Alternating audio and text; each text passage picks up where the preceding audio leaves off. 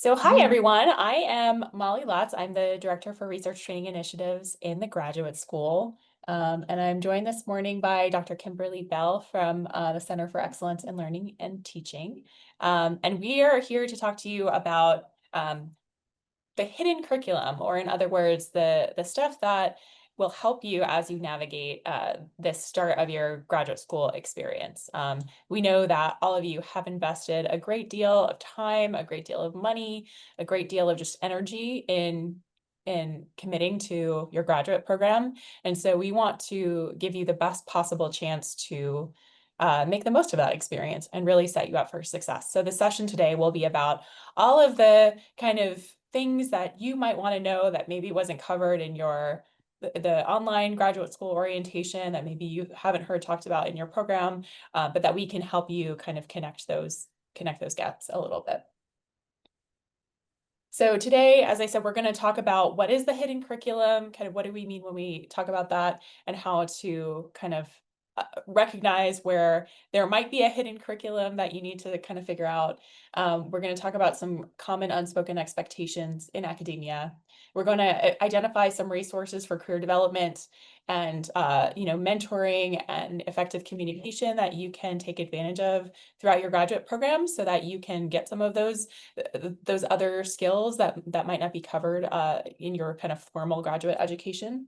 We're going to talk about metacognition and owning your own learning to really set you up for success as you are embarking on this new learning journey. Importantly, we're going to talk about some strategies for self-care so that you can pace yourself, you can really take good care of yourself because this is a marathon, it's not a sprint. And we're going to do a little bit of just getting to know each other because this is one of the first experiences you'll have with your new graduate school cohort. So we want you to get to know each other a little bit too. All right, so first, let's just do a quick check-in. So I would love for all of you to drop an emoji in the chat that you think represents how you are feeling about starting graduate school. And then you can say a little bit about why you chose that emoji if you feel like it. So you could choose the fire emoji, like you're fired up. Maybe you're excited but a little anxious, and so you have the little grimace emoji. That one is probably my most used emoji on my phone keyboard, I will say. Or like a roller coaster or whatever else you can come up with. I'll just give it a second for you to throw that in the chat. I want to see how everybody's feeling. All right, lots of excited but anxious. Nervous, cautiously optimistic. I like that. Thumbs up. Okay, good. Excited but anxious. Yeah, great, great, great.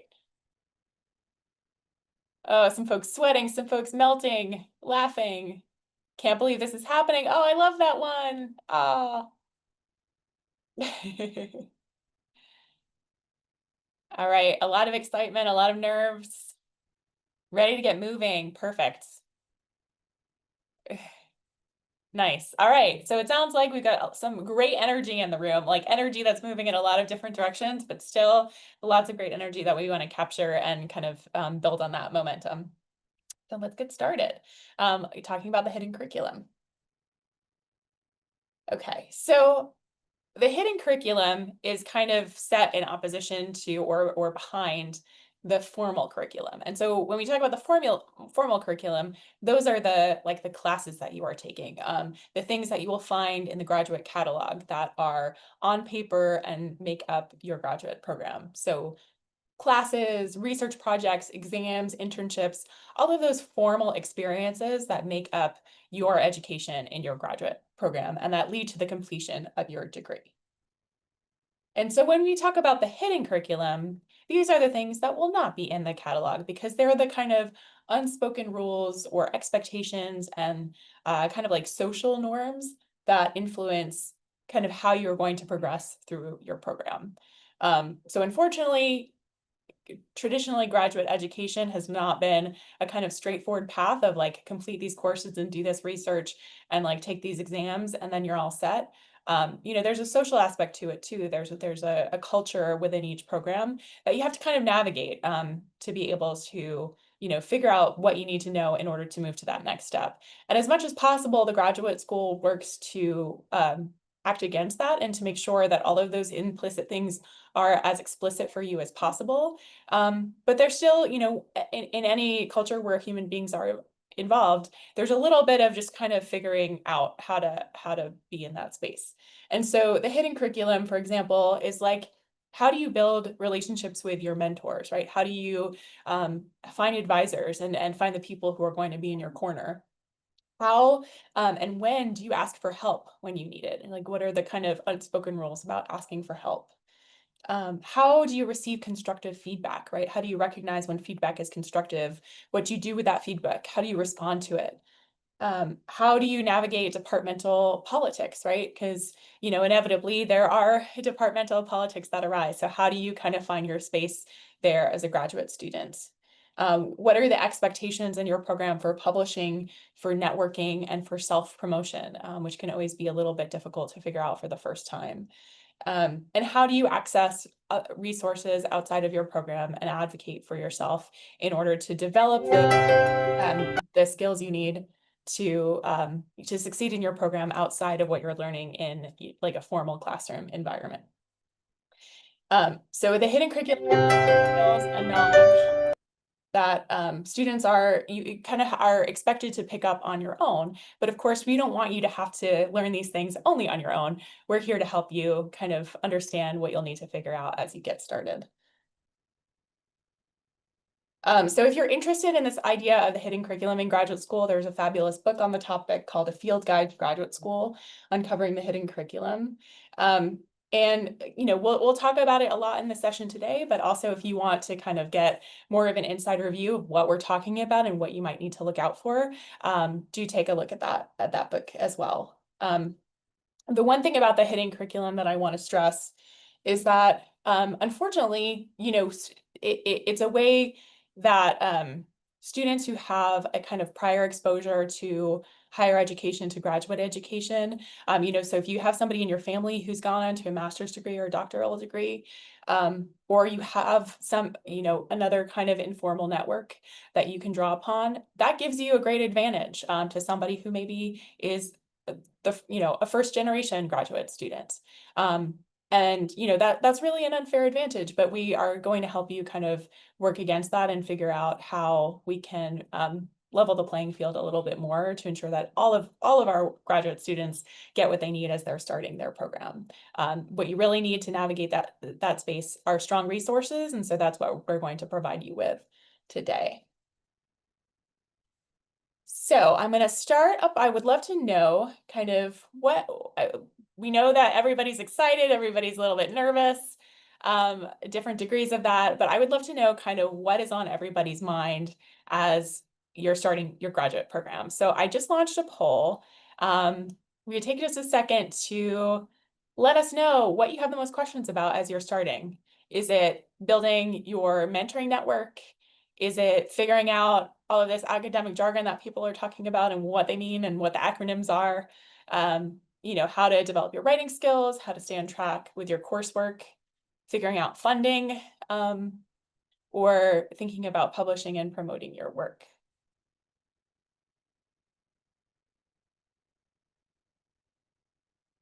All right, lots of folks responding.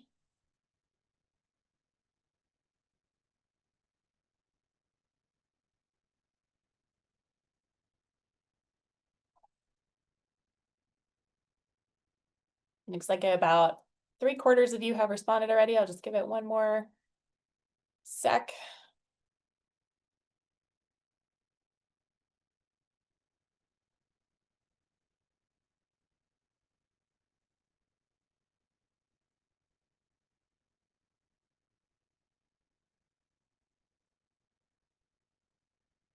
Okay, I'm gonna end the poll now. All right, so it looks like the majority of you really have mentoring on your mind, which I think is great because that is probably the number one way to navigate this hidden curriculum is to have a strong network of mentors who can kind of help you make explicit what it might be implicit, help you navigate and kind of figure out the space that you're in. So I'm really glad that many of you are thinking about mentoring, and we have a number of resources to help you develop your mentoring skills and identify potential mentors and connect with those mentors. So I'll point to those a little bit later in the session, but it's great to know that that's what many of you are thinking about, because I'll be sure to spend a little bit more time on that. Okay. And so now we're going to talk about owning your own learning, and so how you can kind of set yourself up for success as you're embarking on learning a lot of new things in your graduate program. And for that, I'm going to turn it over to Dr. Bell. Thanks, Molly. Hi, everyone. Thanks for joining us this morning. I recognize a lot of your names from TA training. Perhaps you also recognize me from there. Maybe you joined our Zoom last week. I didn't host the first one, but if you were there, I hope you enjoyed that. And you've been getting a lot of announcements from me if you were in that Brightspace course. So hello, nice to meet you again. I just wanted to start with telling you a little bit more about CELT services. This is a resource that is here for you throughout your graduate school career. So I'm the Teaching Assistant Development Specialist in CELT, which means I focus on graduate student teaching development. I also work with postdocs, do some faculty projects here and there. And if you don't remember from Brightspace or haven't seen the welcome video or heard me say it before, I was a graduate student here at Stony Brook from 2010 to 2015. I got my PhD in genetics. So I was once in the spot you are in now. However, I did not have this wonderful resource that Molly and the graduate school have put together on the hidden curriculum. I was a first generation everything student, and this really would have been helpful for navigating a PhD program. So thanks to the grad school and for Molly for hosting this and having me be part of it. So what does CELT do? So we provide all levels of teaching development. We do workshops, other online courses aside from the TA training around topics like inclusive pedagogy. More are being developed all the time. We have an online teaching course as well. We cover topics that are, super relevant to right now, such as accessibility, AI. You could meet with any CELT staff, myself. There's lots of other staff that work with me to help faculty and instructors at all levels design their courses. You could email CELT at any time, email me at any time if you want to meet one-on-one about something in your teaching. We put on a yearly symposium that's free. It's an all-day event. We have a keynote speaker and lots of individual sessions throughout the day. It's always a great day. If you are interested in teaching, it's a good resource. You could put any of these things on your CV as evidence of professional development and teaching development, which is a bonus for not only academic careers, but lots of career paths use things like assessment, right? Being able to manage and work with groups, things like that. I also offer, and CELT in general, teaching observations, which I like better to call class visits because they're meant more for formative feedback for you. You might have some of this through your departments and programs as well, but if not, and you're interested in somewhere down the line, having someone come visit your class and give you some feedback, please reach out. We also do customized programming. We have other resources around campus. If you've signed up for an in-person discussion, they'll be held in the faculty commons in the Melville Library. It's a nice space that can be reserved for things that are, teaching related. We manage and help manage with classrooms, several active learning classrooms around campus. And then the last 4 bullet points that are listed on that slide are things that are specifically offered for graduate students, such as the TA training and the 0 credit companion course, GRD 697. Throughout the semester, usually starting in October, both in the fall and the spring semesters, we offer the college teaching seminars in partnership with the Center for Inclusive Education. So those are interactive 1.5-hour seminars that sort of take a deeper dive into some of the topics you see in TA training. As you get further down the line and start preparing to apply for academic careers, I could help you with your teaching statements. And this is also part of the faculty I'm going to get the whole name wrong, faculty career path series, maybe, that the graduate school hosts. So that's part of that. We also do some, review of those teaching statement drafts. And CELT has what's called a college teaching basics milestone, which is sort of like a big digital badge if you've done a couple of specific pieces of teaching development throughout, you can earn that. And there's more details about that on our website, or you can reach out to me if you're interested. And my contact information is on the slide, as is our website, if you're interested in learning more. Can switch to the next slide. So I'm going to talk a little bit about this idea called metacognition. It's something that can help you with all pieces of your graduate school journey. I'm going to talk a little bit more specifically about how it's related to teaching, and leave it up to you to reflect and think about how to apply that to other pieces of your graduate school career. But this short video just explains in a nice, concise way what metacognition is. So Molly, if you could play that. Sure, and let me know if you don't hear the audio for any reason. Cognition is the realm of thinking.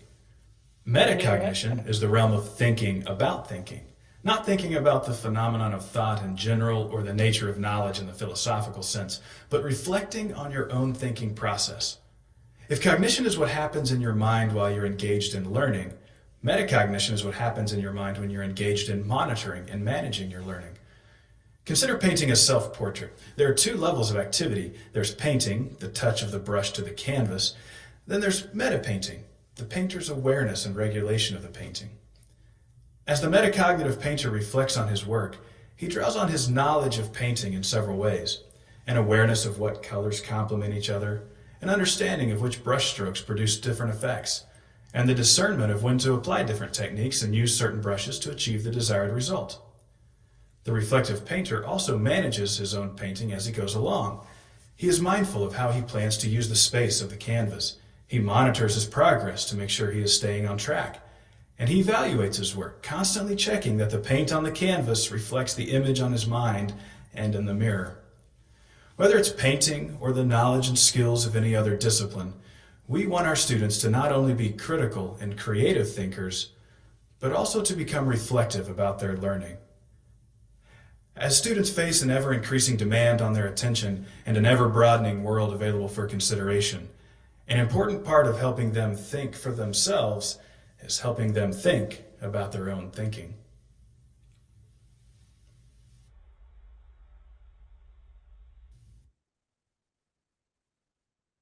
Cognition is the realm of... Oops. Okay. So yeah, that's metacognition in a nutshell. And, that might sound pretty familiar. I'd like to compare it to, let's say planning an experiment. If you've had some lab experience already, which many of you probably have, or any other kind of research or teaching experience, you do that reflecting and thinking about what materials or resources you might need. You conduct the experiment while you're monitoring everything. Maybe, you realize you made a mistake and you have to do some troubleshooting. And then, of course, you would evaluate data afterwards, right? So I encourage you to approach any piece of your graduate school journey, your mentoring, your teaching, your research, exactly like this, right? There's a planning, monitoring, and evaluating stage that can happen with any of those pieces. And this just puts metacognition into this broader idea of self-directed learning, right? You're taking intentional action to make sure you have the resources you need, and you're doing some, again, intentional reflection afterwards, to make sure, you don't need further resources, or if something could have went better, or if something did go well, right? It's not only about, oops, my headphone's falling out, earphone's falling out. It's not only thinking about what went wrong and how to do it better, but it's also about what went right and what you want to keep doing that way. And this figure is from this book, How Learning Works: 8 Research-Based Principles for Smart Teaching, which is a great resource. Well, what did I just do? My whole Zoom window just disappeared. Sorry. Shouldn't touch my computer while I'm talking. So this is called The Cycle of Self-Directed Learning. Apologies for the literal picture I took out of this book. But you can see that it matches the steps that we just heard about in the video. You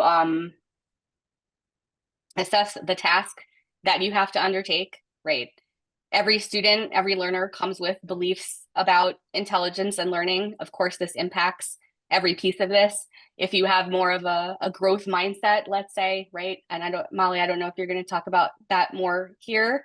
But thinking of failure as more of an opportunity, not really failure, but whatever misstep or perceived misstep that might have happened, and how to move on from that and make it a learning experience, right? So if you have more of that growth mindset, you might approach these steps differently than if you had more of a fixed mindset, or whatever other beliefs might go in there. You would evaluate your strengths and weaknesses as you approach this task, make a plan, apply strategies to monitor your performance while you're undertaking the task, and then reflect and adjust if needed, right? So that's very similar to those 3 steps that we just saw in the video. Okay, can move on. So a little bit about how you can apply metacognition to your own courses. You'll be taking courses as a graduate student. And maybe you've heard some of this advice before, but studying smarter, not harder, right? It's a cliche, but it's true. Learning sciences, it has, cognitive sciences and learning sciences is a huge body of literature and research. And there's many studies showing that cramming is not an effective study strategy, even if it feels like it's working at the time. You're not retaining that information in any sort of long-term way. And it's much more effective to space out your studying over the week, an hour a day, whatever it is, as a test is approaching. I know, right, life happens and it's not always possible to do that. And sometimes things just happen to go at last minute, but I want you to know what the learning sciences literature says. If you can fit that into your time management plan. Forming a peer study group, I can't overstate the importance of studying with others, especially when it comes time for qualifying exams. If you have things like that in your program, I have done it both ways, because I unfortunately was in 2 different PhD programs, but from not studying with others to studying with a group made a huge difference in my success, and just being able to wrap my head around some things I wasn't familiar with, that I didn't even know I wasn't that unfamiliar with until I talked to other folks about it, right? So see who else is in your cohorts, in your classes, meet people. It could also be just be like a good social activity, which sounds kind of lame in the context of studying, but if you've been hunkered down in your lab deep in experiments all week, it's just good to connect with folks, commiserate about upcoming exams, and get those other perspectives. And then of course having a plan for all of this, put it into your time management tool, and be intentional about it. And you can self-assess in that respect as well. Check in with your planning. Are you meeting your schedule? Do you have a good plan? Is everything clear? Do you need other resources? Or is there, a topic that you've been struggling with? Maybe you need to go to an office hour, or, do some extra research on your own about something, or find out a way to get help with one of the many resources on campus. And just for an example of that, some questions you might ask yourself after an exam. There's like a Zoom meeting button that's over the sentence of this for me on my screen, so I can't read it. I don't know what I did here. But what steps, processes, I don't know what that says right now, led you to choose the answer you did, right? So I know it's probably a painful... Conclusions is the missing word there. Thank you. It might be a little bit of a painful idea to think about specifically reviewing all the things that you might have missed on an exam. But this is also something that, might be integrated in courses you're TAing for, just this intentional reflection about, okay, this is how it went. These are the things I did right. This is what could have gone a little better, and making a plan for next time. And then you could push the button to get the other thing to pop up. And then keeping a journal. And this doesn't have to be like a traditional journal in a book that you're writing with a pen and paper. There's lots of digital tools for this kind of planning. Bullet journaling, I think I have mentioned that as a resource in TA training, along with some other specific time management strategies, but just a way to record and, again, intentionally make these kinds of plans and reflections. I use Google Calendar a lot for my time management, and I will, chunk up my time in there, send reminders to myself. So I use that kind of as my time management planning, but, bullet journaling, quickly making, your weekly plan and a list, or, whatever way is most comfortable for you. But just really, again, it's about this intention to make plans and reflect on them afterwards, and how to get the resources that you need. And we are here to help connect you with those as well along the way. Okay, so just diving a little bit more specifically into how you might apply metacognition. Again, right, I said I'm going to give some specifics about teaching. And then, I invite you to think about, even as I'm talking about this, how might you apply these kinds of steps to your research and mentoring, this plan, monitor, and evaluate. So in teaching, the plan might look like, and I know for certain I can say that most, I don't want to say 100%, but definitely the greater proportion of faculty that I had as a student in both undergrad and grad school did not help us figure out how to study or try to give us resources for doing this type of metacognition. If you are in TA training, there's some more information about metacognition in there and how you would encourage your students to do that. And this is something you could do informally as well, like in an office hour. It doesn't have to be anything too crazy. So to help students with planning, or to help yourself with this planning as you're going through your own courses, ask yourself or your students about goals or prior knowledge, right? What did you come into this course knowing? What are the gaps? What do you want to get out of this? Why did you take it? That can also help with motivation, just thinking about goals, reminding yourself of your goals, right? Why did you start grad school? You're passionate about something, you have an end game in mind.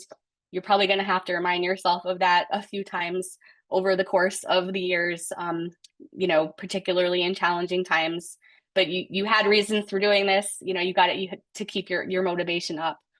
Giving explicit instructions, right? If students don't know what to expect, they don't know what's going to be on the test, they don't know what the best way to study is, how can they be successful? So being as clear as possible with all expectations. And then again, suggesting study strategies, like I said. If I don't know if this is 100% true, right? Because I can't go back in time, but perhaps if someone had showed me some data about the fact that spacing, which is the opposite of cramming, spacing out your studying over a week leads to better test performance, maybe that would have changed my mind. Or just simply, as a faculty member, showing your students that you care about their success in that way can be a big help. Hang on one second.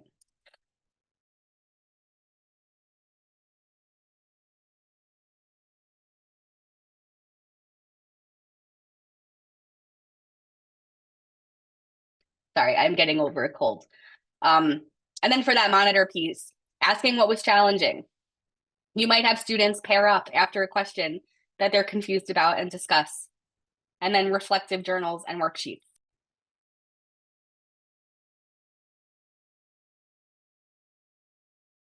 I apologize. And then finally, the evaluate step, asking students what they're confused about after an activity or task that's muddiest point. These are linked.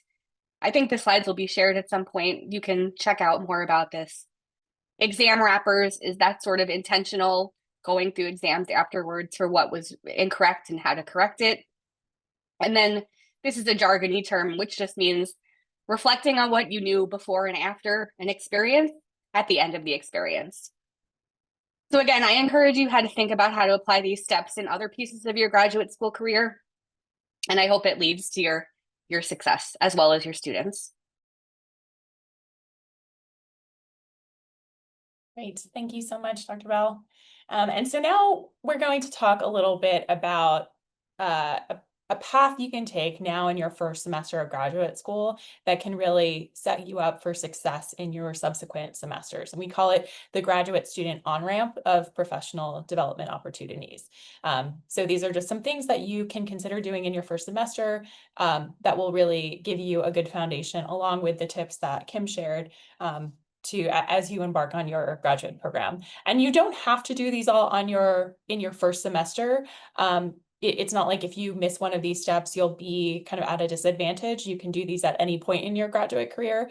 They're just particularly helpful for you to do as you're beginning.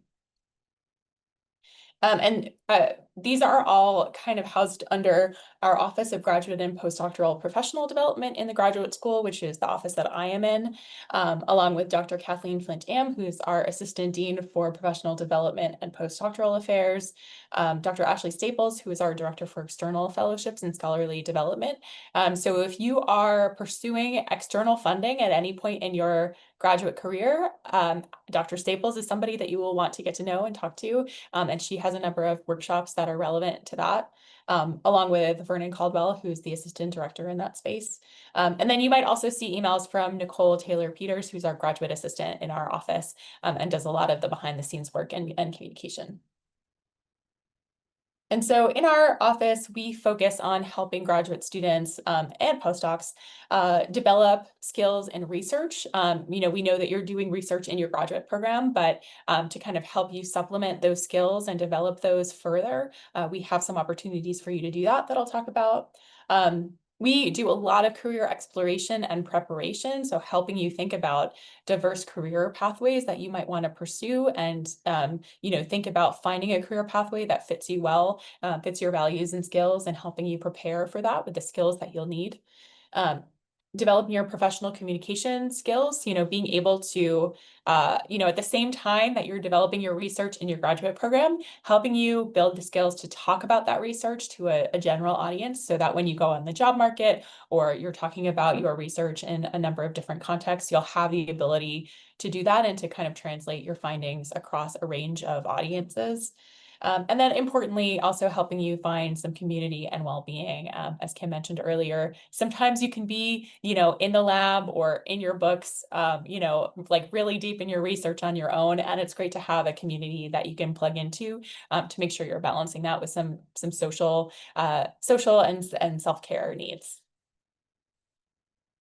Okay, so that first step, I want to talk about planning your career. And I know that many of you are probably thinking like, I am just starting right now. I'm not thinking about my career yet. I have a few more years before I have to think about that. But actually, no, like I don't want to scare any of you, but it's really helpful to start thinking now about your exit strategy, right? Because you want to be thinking about, are there, in addition to the research that you'll be doing, in addition to the degree that you're pursuing, are there other skills that you might need to develop alongside your degree program that might not be represented in that formal curriculum? Again, this is where that hidden curriculum shows up, right?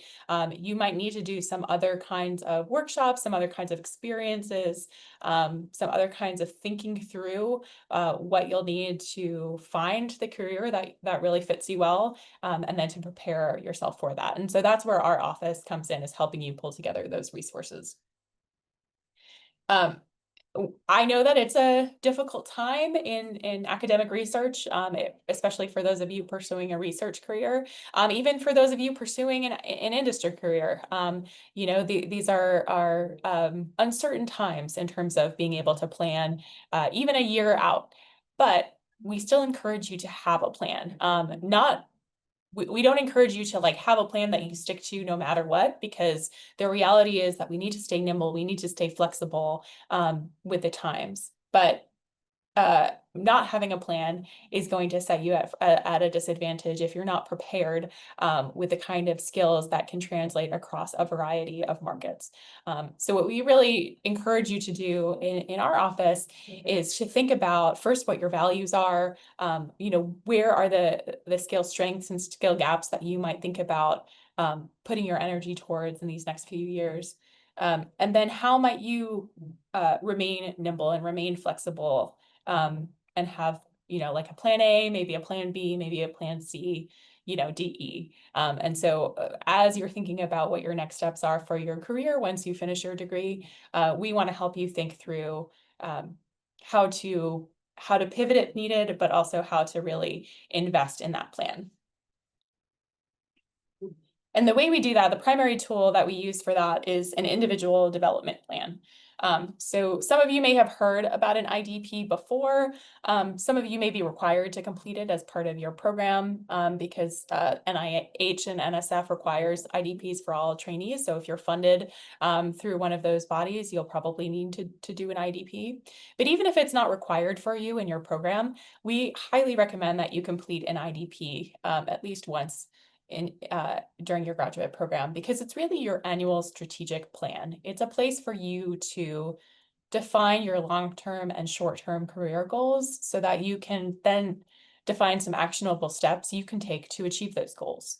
And again, being wanting to remain flexible doesn't mean that you don't have a plan. It means that you think about what your plan is, and then you stay ready to kind of tweak that plan around the edges as needed. But if you don't plan, if you don't take steps toward your goals, you're not going to take any steps toward them, right? It's much easier to pivot than it is to start from scratch. So your IDP is where you really think about what those goals are. And I'll talk in a second about some resources we have for you to do that. It's also an opportunity for mentorship and feedback. I know from our poll earlier that many of you are thinking about finding your mentors. And so a really great place to start a mentoring conversation or to connect with a mentor is by having an IDP that you can share with them, because that's where you'll be able to communicate what your goals are so that you can ask your mentors for input and feedback on what they think about your goals. If they have any suggestions for how you could take steps toward those goals, they can kind of give you some additional insight on your plan, but it's helpful for them to know what your plan is. So an IDP is a great place to start. That doesn't mean that you have to share everything with your mentors or your advisor. If you're thinking about a number of different possibilities for yourself and you're not quite sure yet what those are, you're not quite ready to share, we recommend that you have one version of an IDP that you keep just for yourself, that has some goals that you set personally, and then another version of your IDP that you then share with your mentor, that allows you to have those conversations with them. And again, I'll talk in a second about some resources you can use to develop those. But importantly, the IDP is a tool for you to develop your exit strategy, to start thinking now about the version of you will be in 3 years, in 5 years, even in 1 year, because in order to achieve those goals at that point in time, you're going to need to start taking smaller steps now. And the IDP is where you'll be able to define what those little steps are so you can make some progress toward those bigger goals. And so the core components of an IDP begin with self-assessment. Kim talked about self-assessment a bit in the metacognition section of this workshop. But that's really the most important piece of the IDP process, is to reflect on yourself and what are the things that motivate you, that get you up in the morning. What are the things that you will want to do every day as part of your career? And what are the things that you value most in a career, whether it's flexibility, autonomy, maybe financial security, maybe it's the ability to pursue answers to big questions, right? Really helping you define what those things are for yourself that are the most important. Because then when you're presented with a number of opportunities, you'll be able to align the opportunities that meet your values the most. And you'll be able to make more informed choices about what you want and where you want to head in life, once you're able to really kind of sit down and define those. You'll also think about your skill levels across a range of different dimensions, and think about where are your skills really strong, where might you need to do a little bit more skill development in areas that you want to pursue. And so then once you have a sense of that, and you've done a really thorough self-assessment, then you'll start to do some career exploration and professional development. So then you'll start to look at some career pathways that fit those values, that fit those skills, and that are really interesting to you, and think about what's the professional development you need to do to kind of qualify for jobs in that space. So again, is there another credential that you need to do alongside your degree? Are there particular skills like coding skills or project management skills or other things that you want to make sure that you have on your resume or your CV when you go out to apply for those jobs that might not be so explicit or clear or formally structured in your graduate program, but that you can pursue through professional development opportunities? And then once you have a sense of what those are, what you'll need to do to get to that next step, you'll set some long and short-term goals around that. So you'll think about what you want to do in the next year, or maybe what you are going to do in the next 3 months that will get you closer to those goals. So that's a lot, right? So how do we get started with this process? Where do we start with our self-assessment and our goal setting? So probably the best place to start is to use some of the free DIY tools that are available to you online. And I encourage everybody here to start with just that, because they don't take you very long, maybe 20 minutes. And it's just a really good way to, again, know what your values are, know what your skills are and strengths are and interests are, because that's going to help you kind of steer your ship through your graduate program. So a very popular one is My IDP. And we have the links here. Again, we'll send the slides out so you'll have all of this. Another popular one is Chem IDP, for those of you in chemistry or related sciences. And the one that I particularly like the most is Imagine PhD, which you'll see when you log into it. It says that it's geared toward the humanities and social sciences, but I really think it's applicable to all disciplines, and is a really nice way to think about values in particular. So you don't need to attach too much weight to any of these particular tools. Again, it's kind of a thought exercise, and a self-reflection. So think of it as like, a personality quiz, a BuzzFeed quiz, and just, a fun 20 minutes of figuring out where you land in terms of your values, your skills, and your interests. And then if you would like to do a little bit of a deeper dive or have some community and structure around creating your IDP, or if your IDP is required by your program, you can join us for our workshop, Planning Your Path Using IDPs, which we offer once a semester in the fall and spring. And so you'll come in it's a 90-minute virtual workshop. We'll walk you through the process of creating your IDP, and you'll leave with a complete IDP that you can then start working on. And we also encourage you to revisit your IDP once a year, just to make sure that everything is still like your goals haven't changed, you're making progress towards those goals. It's totally fine for your goals to change, and we hope that they will. Just like when you're doing research, you want to be able to be open to new information, right? Otherwise, it's not research. This is kind of a research project on yourself. You want to be open to new discoveries. So we want you to be checking in with that at least once a year.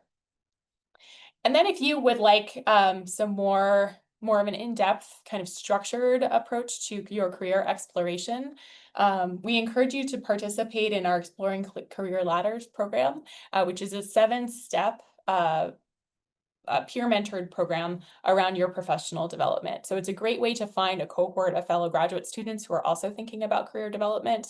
It meets every 2 weeks virtually, and you'll go through the process of an IDP, of developing your CV and other job materials, and exploring career pathways, doing informational interviews. It's a really great way to prepare for your next steps. So our next Planning Your Path workshop is coming up on September 24th. So you can register using the QR code. Again, we'll send out the slides. But this is, as I said, it's a guided workshop where we take you through the steps of creating your IDP, setting your goals, planning your career, and thinking about potential career pathways that are of interest to you. Okay. Any questions about career planning resources before I move forward to thinking about research planning? Okay, great. So at the same time that you're thinking about your next career steps, we know that many of you are embarking on research projects, large scale research projects. And so we also want you to develop the skills you need to manage those effectively. And of course, you're building some excellent research skills as part of your graduate programs, but our offerings are meant to supplement that and just kind of help you make even more progress in developing your research. So we have a workshop in each fall and spring called Research Project Management. The workshop for this fall is on October 15. And, Kim was talking a little bit before about time management and using time management tools. We also want to help you kind of figure that out. If you are somebody who's listening and you're like, I don't have time management tools. That's a place where I really need to develop my skills. We've got you. Like we want to help you develop those skills, because those are really foundational to being able to manage your coursework, your thesis and dissertation research, your internships, everything that you are planning to do from this point forward. If you feel like you need a little bit more structure around that, we want to help you build that. So in research project management, we talk about developing project management skills and also using the project management skills that you probably already have, right? If you are doing research, you do have project management skills. And so we want to help you kind of understand what those are, be able to articulate those as you are looking at additional career opportunities. To be able to talk about yourself as a project manager can be really helpful. But thinking about the kind of unspoken training that goes into administering and organizing and managing a large research project, as part of the hidden curriculum, there can be kind of an expectation that if you're doing research, you also know how to do these things, and that it will just kind of come naturally as part of that process. And that's not always necessarily true. It can be great to share some resources around how you're going to set up your, maybe your dissertation research, for example, or just a research project that you have for a course, so that you can really do it effectively without too much stress and too much of a burden on your time. So again, that's a virtual workshop that we'll have in October, and I hope you all can join us. And here's where we'll get to a more of a conversation about mentorship, which I know that many of you are thinking about. So we have a lot of resources around mentoring in our office, because again, mentorship is so important for you as you are developing your career goals, as you're building your research, as you're networking in your field, and also as you're navigating that hidden curriculum. Your mentors are the folks who are going to be able to help you, understand things that might not be clear to you, help you take apart some of that academic jargon that people might be throwing around, help you navigate departmental politics, and do all the things that you'll need to do to move through your program successfully that, again, might not be explicit in the curriculum.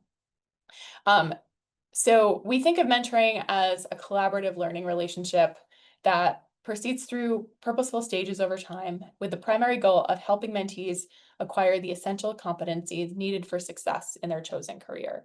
And so this is where graduate school is a little bit different than an undergraduate program, maybe, because your undergraduate education is mostly structured around the classroom environment, where you have a teacher at the front of the class, and you are, the student learning. Hopefully there's lots of engaged learning, but you're kind of receiving that knowledge from your teacher.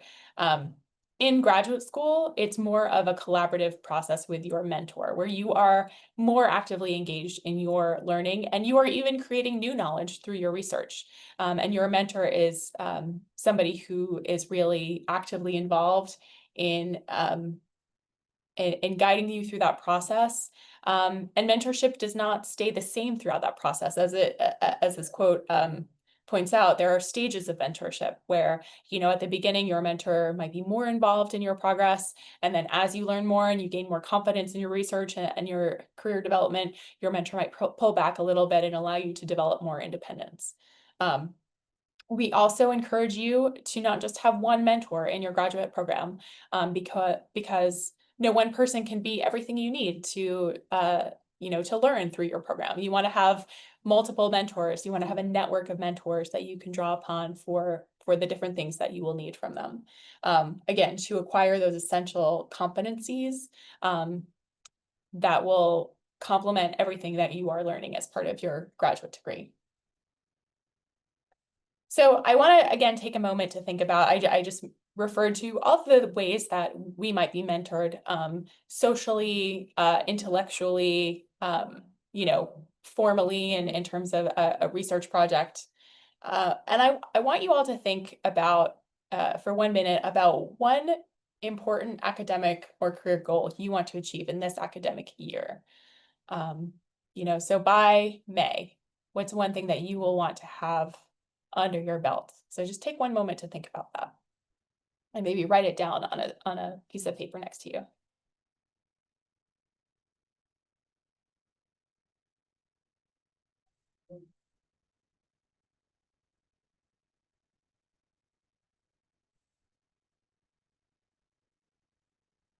Okay, and once you have that in mind, I would like you to write down, again, just on a piece of paper to yourself, what are 3 things that a mentor might be able to help you do to achieve that goal? So maybe that's introducing you to people in the field to help you network. Maybe that is giving you feedback on a draft of something, on a proposal. Maybe that is helping you define a research question. Or maybe it's just helping you kind of socialize within the department and get oriented to the culture of your department in your graduate program. Those are just a few examples, but think about what are the 3 things that you would find most helpful in achieving the goal that you've defined for yourself.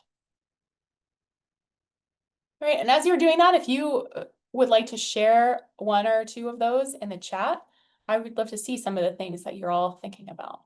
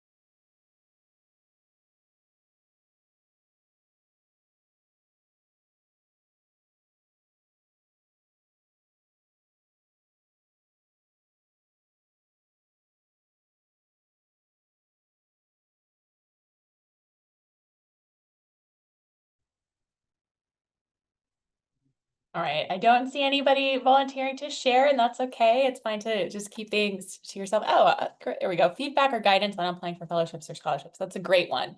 Yeah, navigating a funding environment can be really challenging and very complex. So having a mentor who can give you some guidance there and help you give you feedback on your applications can be a really important role for a mentor to play.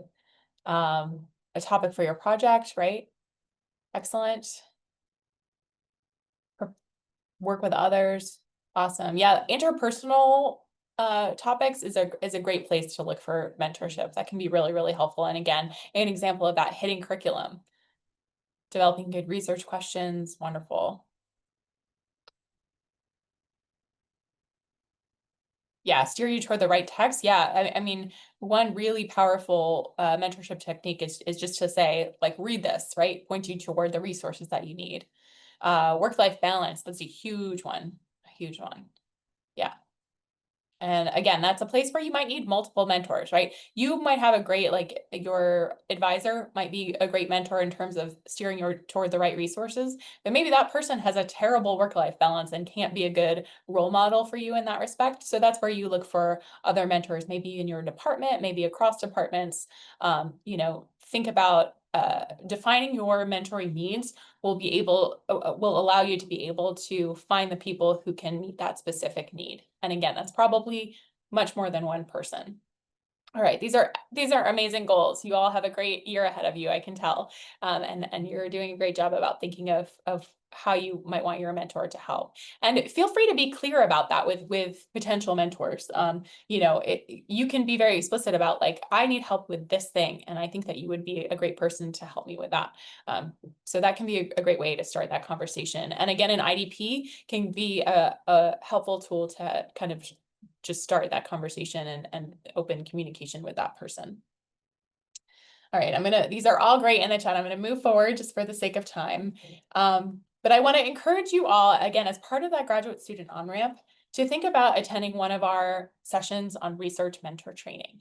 So we offer this curriculum to faculty, to postdocs, and to graduate students separately. So if you come to one of our workshops as a graduate student, you will not be in the same workshop as your faculty, right? We want to make sure that you have the space to have these conversations kind of with folks in your own cohort. But the mentorship training is a way for you to become to be able to mentor up with your advisors and kind of be able to drive those mentoring conversations to make sure that your mentoring needs are met, at the same time that you as a graduate student are also emerging as a mentor, right? You might be mentoring undergraduate students, right? Or high school students potentially. And so you want to develop those skills to develop your own mentoring practice as you move forward. Maybe you're thinking about an academic career yourself and you want to think about how you'll be as a mentor when you're a postdoc or when you're a faculty member. And so this is how you can develop those skills to make that process a little easier on yourself. It also looks really great if you are thinking about external funding opportunities for fellowships and scholarships. Having the curriculum we use is from the Center for Improvement of Mentored Experiences and Research, or CIMER. And that's kind of the gold standard in mentor training curriculum. And so having that on your CV, having completed this workshop, will look really good if you're looking for external funding opportunities. But also it's just really good to attend to, again, build those skills and develop that mentoring practice in both directions. And so we have one coming up for graduate students in November of this year. We offer this every semester for graduate students. So if this first semester seems like it'll be a lot for you to undertake this, you might look ahead to the spring or even next year to think about attending mentor training. All right. I know we were thinking a lot about mentorship. So any questions about mentorship or mentor training offering before I move ahead to our next section?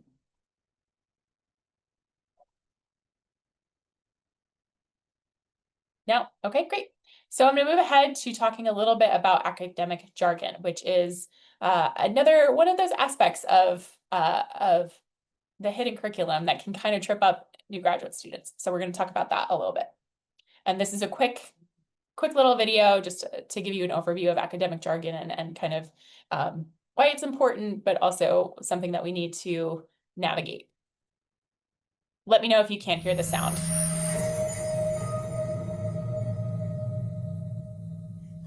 Academic jargon. Jargon refers to the specialized words or phrases with specific definitions that are shared by people within a certain field. While jargon can be very useful, its use can also exclude people from information or resources. Think about medical terminology that you might hear in a hospital. To medical workers, their use of jargon brings clarity to the situation, but to a patient, it can do the opposite. So why does jargon exist in the first place? Let's use a cooking example to illustrate how it works. Saute the onions is another way of saying heat a little oil in a pan over medium heat, add the chopped onions once it's hot, and cook until brown. But it's easier and quicker to say saute than to describe the whole process in every recipe. It's also easier to memorize this process when you have a single specialized word for it. When you're learning new terminology, it's not just the memorization of a definition. It's about using that specialized word or phrase to understand and remember the bigger idea that it summarizes. This is just as true in research communities. Jargon is used to describe complex ideas more efficiently, and new jargon is created to summarize things that may not have succinct names yet. After all, it's really difficult to learn about something if you don't have a name for it. When people don't have the terms to define something clearly, they might even believe that it doesn't exist. Kimberly Crenshaw discusses this in her TED Talk, The Urgency of Intersectionality, stating, "Where there's no name for a problem, you can't see a problem. And when you can't see a problem, you pretty much can't solve it." Jargon can get confusing when an everyday word like intersection also has a very specific meaning that defines a very specific problem. For example, if I'm using Crenshaw's theory of intersectionality to understand how intersections of race and gender affect beauty norms, my use of intersectionality has a more complex definition than if I'm using the word to describe a location or provide directions, like meet me at the intersection of Perry and Turner Street.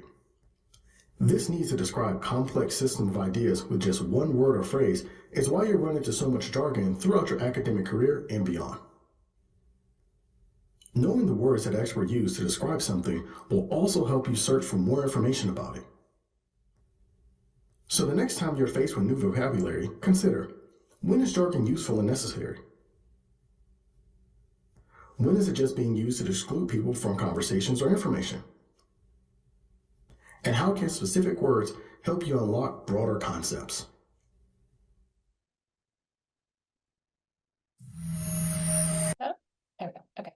All right, so that's just a little bit of, I think that's a helpful way to think about, academic jargon has its use, right? There's a reason that we use specialized terms. And as you get more specialized knowledge in your field, you're going to have to be using, these very precise terms to be able to talk about it. But as a new graduate student, those terms might be confusing to you or make you feel like you're not part yet of the department culture or your program culture. And so it's okay to ask for somebody to explain something that they've said. I think especially when we are new to a space, our tendency is to kind of not ask questions because we don't want to kind of show our cards and give away that we're a little bit unfamiliar with something, or maybe we feel like we should know that term. And so, we don't ask about it.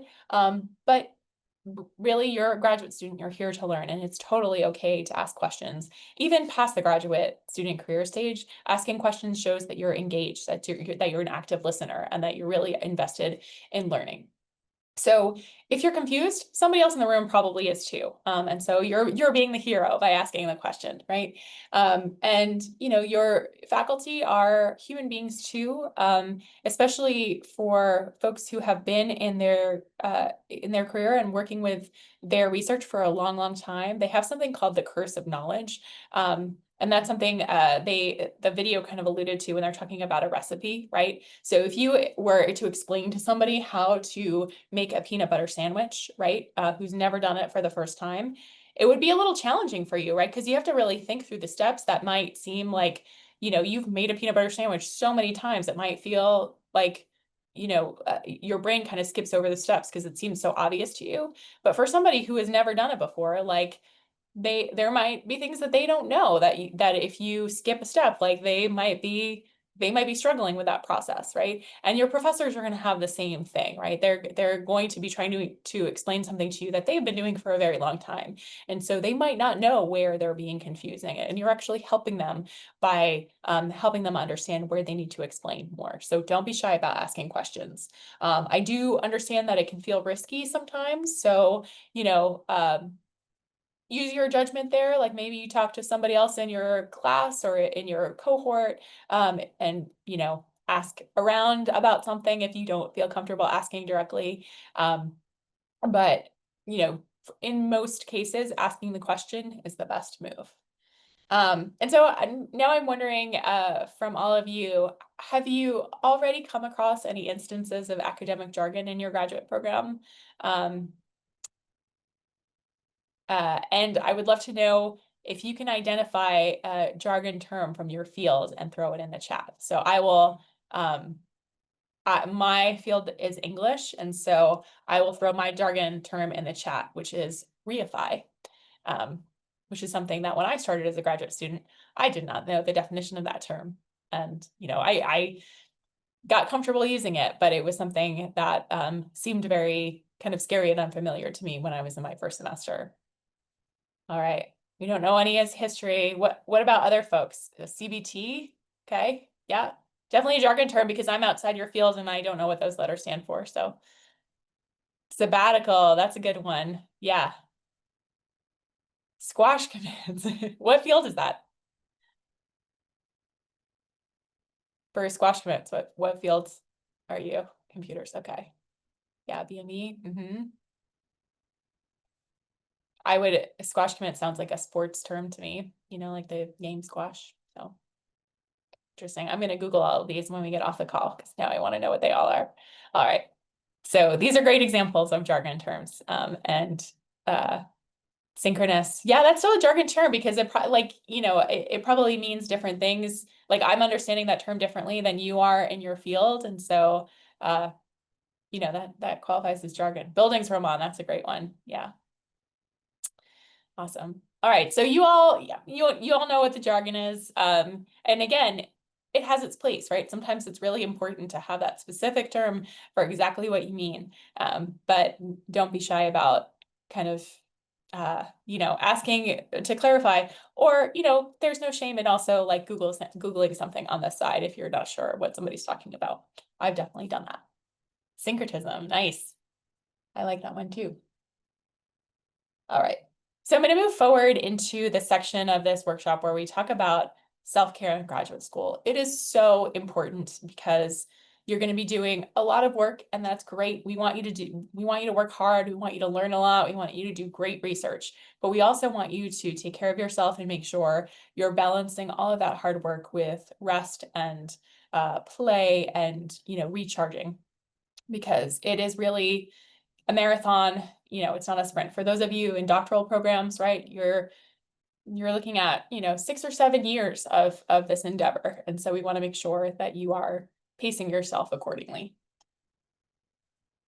So traditionally, I think that academia is not alone in glorifying overwork. So many industry sectors glorify, like if you are connected to the tech world or, the corporate environment, so much of our just American culture glorifies overwork. But academia is no different, right? Traditionally, we kind of applaud people who are, working late hours and showing up to the lab at 7 in the morning, right?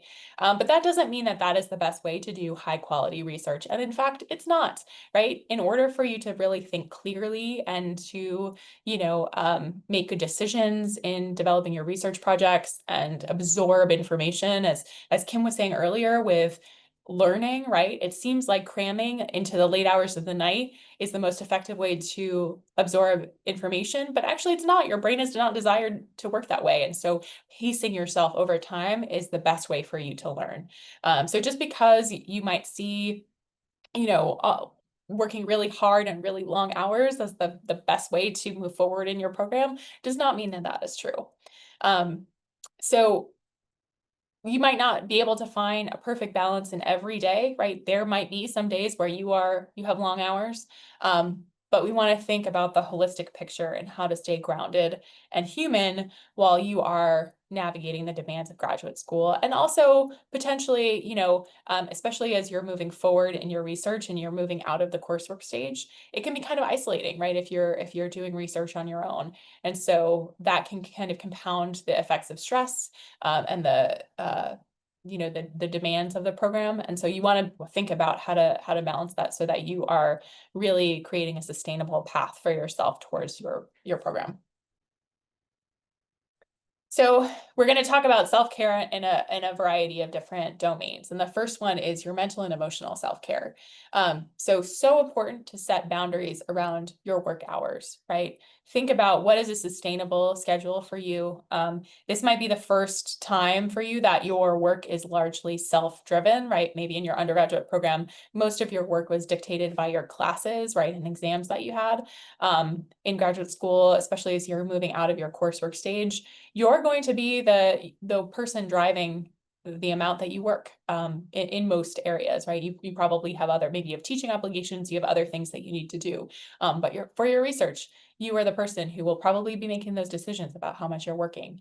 And so you want to think about what is realistic for you in your work hours and try to avoid that pressure to always be producing, right? Think about what is sustainable for you, not what you need to get done in this particular week, but what you need to get done overall and how you're going to move forward towards that goal. So just zoom out on that a little bit. Normalizing asking for help, as we were talking about with jargon. If you feel stuck at any point, like there's no shame in asking for help with that. And again, that's why you have your network of mentors that you will be building up, because you will then have a bunch of people that you can go to ask questions or to help you solve problems. And practice self-compassion. It's hard to learn new things, right? It's hard. I'm sure you all have heard us talking about imposter syndrome or imposter fears. Maybe that's part of the hidden curriculum or a jargon term, but that's the feeling that you don't belong in your graduate program, that you're not smart enough, that you're not cut out for an academic career. That just knowing that that's incredibly common. Everybody feels that way, right? We all make mistakes. We all feel like we're not learning something as quickly as we should be, or that, we got something wrong, or that we had an experiment that failed. That's actually a reflection of your ability, of your persistence and drive to keep going. It's not a sign that you're a failure in any way. So when those fears strike, you zoom out, you go talk to a friend, go take a walk, and then come back to it the next day. Right. And we talked a little bit about this already, but time and energy management are so important and really go hand in hand with that mental and emotional self-care. So we talked about using a planner or a digital tool like Google Calendar. As graduate students, you'll all have access to the Google Suite at Stony Brook, and Google Calendar is a really great tool. I also use it to manage my time. I time block my projects. I use the tasks feature for little things that I have to get done. I just make sure that everything is on my calendar so then I don't stress about what I have to do because I know everything I need to do and I just move it into slots on my calendar. So I also know when things can get done. So whatever works for you, maybe you're a paper planner person, however your brain works and feels best as you're planning your time, just be intentional about planning so that again, you kind of know what you have to do. You know that you'll be able to find time to get it done. It will take a lot of that mental load off of you. And be as intentional with scheduling your breaks, right? Again, you're going to treat this like a job, right? And if you're working a traditional 9-to-5 job, you would have weekend breaks. Academic culture is a little bit more flexible, which is great because it means that, if you have to do something on a Wednesday, you probably will have the flexibility to be able to do that. But then on the flip side of that is like a pressure to work through the weekend to make up time. So again, really think about your schedule and what's realistic for you and sustainable for you. And then stick to that and don't forget to schedule breaks into that. You need to give yourself time to recharge throughout the week. Make a commitment to yourself on your calendar to do that. We talk about this a little bit more in the research project management workshop, but break large goals into manageable chunks to avoid burnout and procrastination. So let's say you have a big, research project or a paper that you're working on for a class, right? Don't just put that paper on your to-do list, right? Because then it's going to kind of loom over you. You're going to stress about getting it started, right? It's going to cause you a lot of stress. But think about what are the steps that you need to take to finish that paper, right? Maybe you need to do like an annotated bibliography. Maybe that's the first step. Or maybe, you want to draft, a couple of pages in a day, right? Break it down into small, manageable chunks.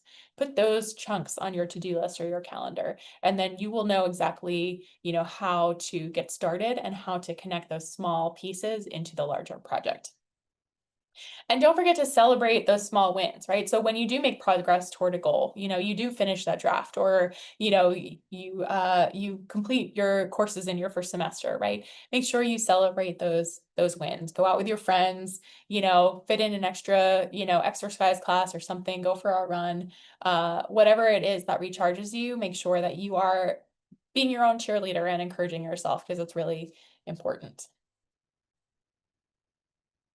And speaking of that, making sure that you're taking care of yourself physically. This kind of feels like the first thing to, at least for me, when I'm very busy, this is one of the first things that kind of falls off the radar. And I have to think about prioritizing more. But like sleep, making sure that you're getting enough sleep. It's going to really do so much for your mental clarity throughout the day, for your emotional well-being.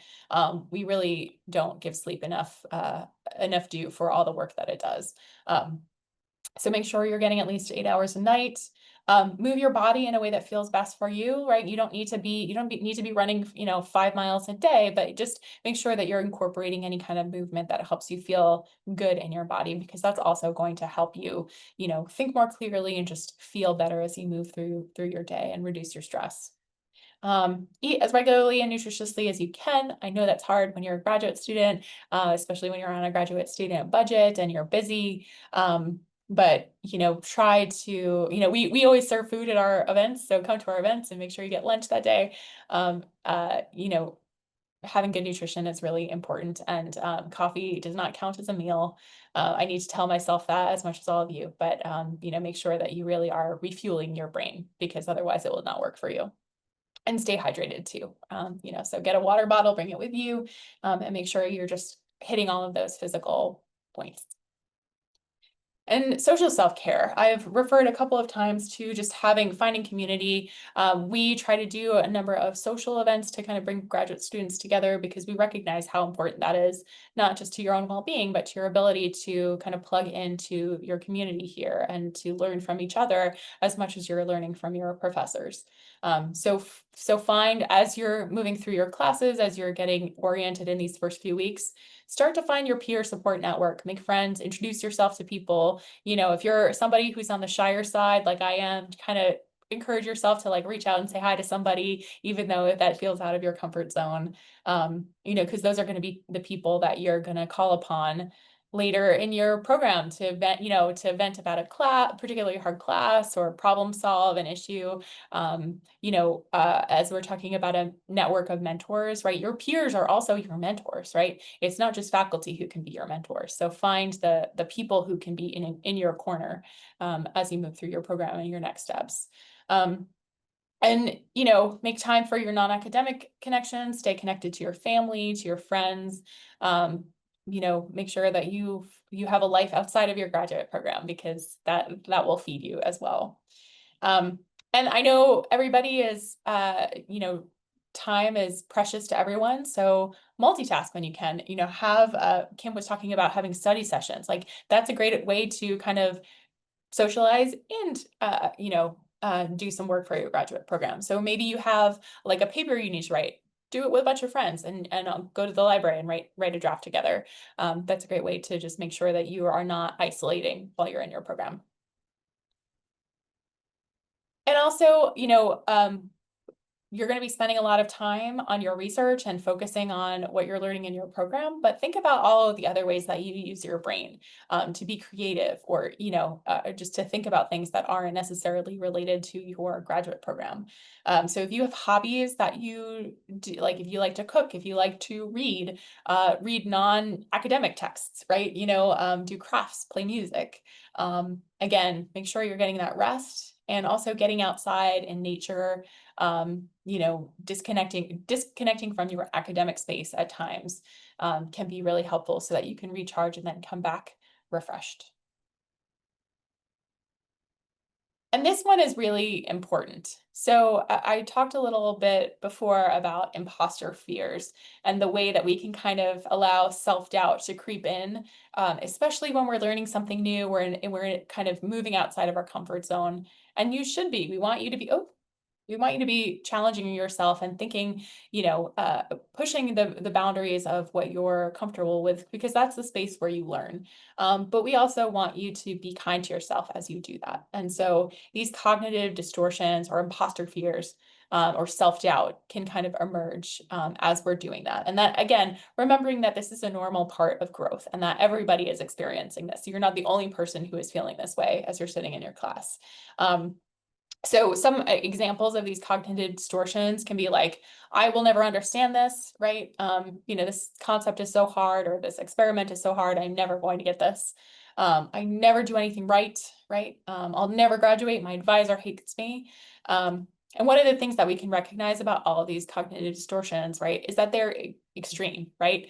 We're using these kind of absolute terms of never or like hate, like we're going way far to the other end of the spectrum. And so when you notice yourself starting to think in these patterns, that's a cue for you that you maybe need to do a little bit more self-care, because that, you know, moving to those extreme ends of the spectrum is a sign of a cognitive distortion. It's letting you know that you're not necessarily checked into the reality of the situation. You're letting stress drive in your brain. And so the best way to challenge those cognitive distortions, again, after you've taken some time to kind of, you know, watch a TV show, you know, go for a run, unplug for a little bit and come back to the problem tomorrow, is to challenge those thoughts with some alternative thoughts. So allow yourself to think more realistically about the problem that you're facing.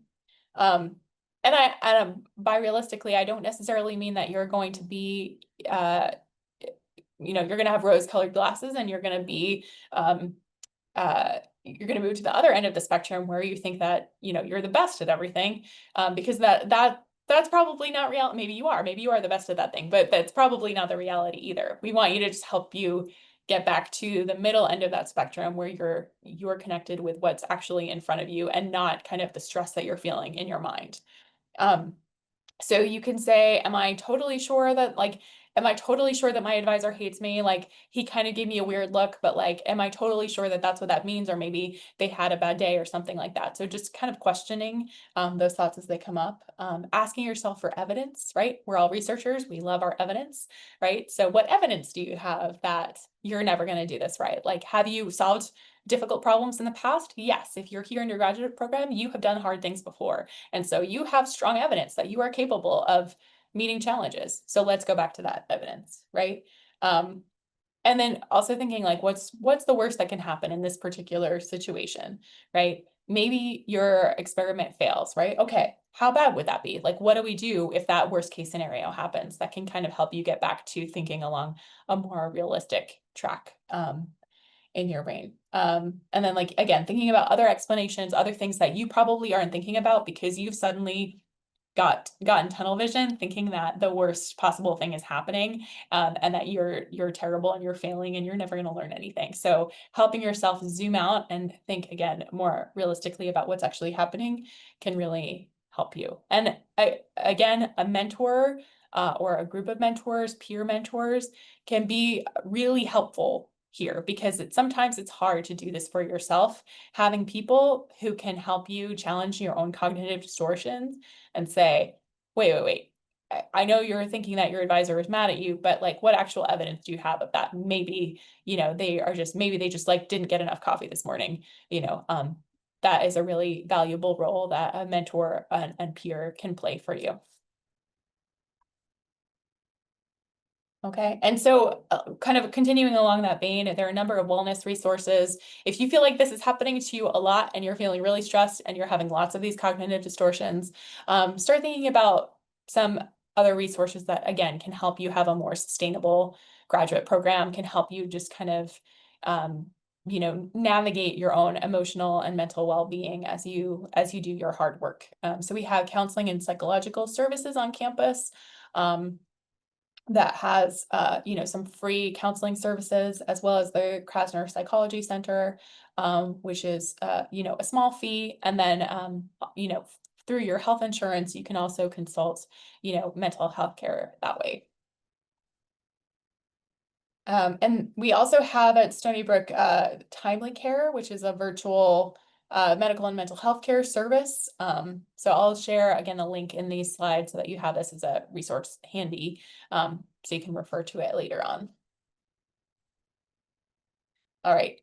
These are by no means the only books I recommend that you read as you are starting your graduate program. I was trying to be selective because I know you probably have a lot of other reading that you will need to do as you're starting your program.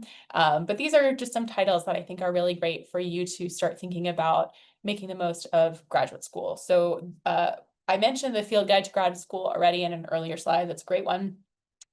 Another one, if you're thinking again about research projects or thinking about a dissertation project, especially where research begins, is a really helpful source for you to be thinking about defining your research question, and kind of helps you, it takes you through several steps of thinking through how you might set up your research project, what are the things that you want to consider at the front end of creating your research project or research questions so that you have an easier time later on.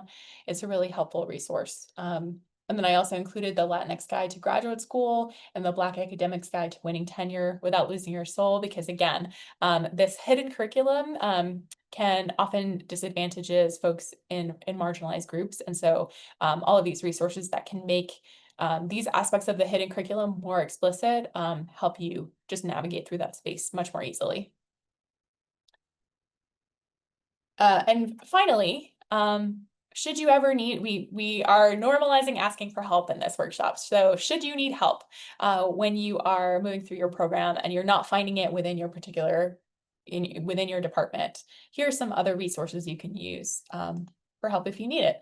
So first, I hope all of you have already or will be completing your online orientation for new students through the graduate school. There will be a lot of resources in there that are important for you to know about as you're getting started. So that's one main resource for you. And then also I want to make sure everybody here knows about the university ombuds. So an ombuds is somebody who is an independent body that is meant to help students and staff, really anybody in the university environment with any problem that they're facing. Typically, it's like an interpersonal problem or like a workplace problem. But the ombuds is there when you really you feel like you've exhausted your other resources, you're not sure where to go for help. If you're nervous about coming forward with something for any reason, the ombuds is completely neutral and completely confidential. And when I say confidential, I mean she doesn't even write your name down. Like she has, Donna Bueller is our university ombuds. I've visited her in her office, and she has a little notebook where if she's talking to you about a problem you're facing, she'll make notes in her notebook. But as soon as that has been resolved, she will rip it up and shred it. So there'll be no record that you had a conversation with her. So if it's any situation where you're nervous about like record keeping, this is a great resource for you. And she has, a little more, she has the ability to kind of help you navigate through the university environment to help you get the help that you need.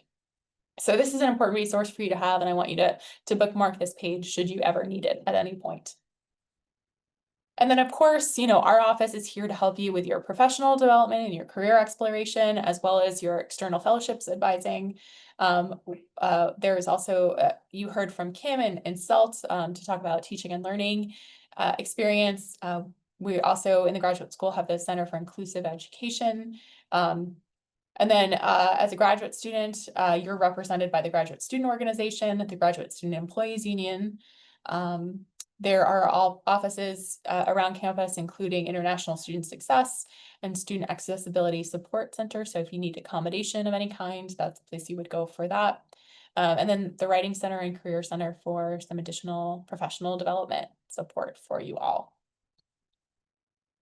So I just want to, again, extend all of you a very warm welcome as you're starting your classes this week, you're starting your programs. I will send out the recording of this session and the slides so that you have all the links and the resources that we've discussed. I would be grateful if you would complete our brief survey on this workshop. It just helps us continue to improve this every semester when we offer this to new graduate students. Have a wonderful rest of your day and a great start to your semester. And please don't hesitate to reach out if something does come up for you later that you want to ask about. Thank you all for joining.